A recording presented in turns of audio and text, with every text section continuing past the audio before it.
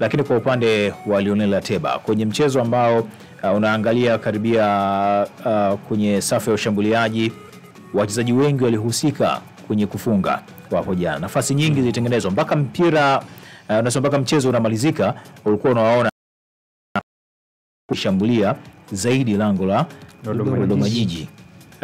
Kwa upande wa Lionel Ateba, kwa sababu tumeizungumzia hii katika nafasi hii kwake pamoja na Mukwala, nafikiri imeanza kumpa pressure zaidi kiasi kwamba anaanza kukosa utulivu ambao alionyesha pengine hapo awali, au kitu gani ambacho kinakosekana kwake?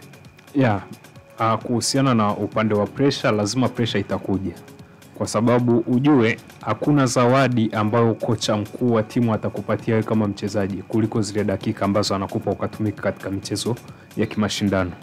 Hilo la kwanza. Msimu kipindi unaanza, Lionel Ateba lilikuwa ni pendekezo la kocha mkuu Fadlu Davis. Kumbuka Simba wameenda pre-season wakiwa na Steven Dese Mukwala ambaye akushawishi sana mpaka coach akahitaji kukuongezewa nguvu eneo la ushambuliaji. Katika ile listi ya majina, lile jina ambalo lilikuwa limeanza kabisa, jina la juu lilikuwa ni huyu hapa Lionel Ateba, na ilivyo bahati kwa upande wa Simba wakafanikiwa kumsajili. Amekuja Simba, yeye akawa ndo chaguo la kwanza la mwalimu. Kwa sababu gani? Kwa kile alichokuwa anakihitaji mwalimu kukiona ndani ya timu yake, timu kama timu, kabla hajamwangalia yeye kama mshambuliaji kinara pale juu. Simba ilikuwa ina flow vizuri katika maeneo mengi, ukianza kugusa kila box Simba inatiki maeneo mengi, kwa sababu tunavyoanza kufanya build up nyuma kuanzia kwa goalkeeper Pimpin Kamara, tunahitaji pia vile vile tuanze kufanya pressing au kukaba mpira kwa wapinzani kuanzia kwa mtu wa mwisho ambaye atakuwa ni Lionel Ateba.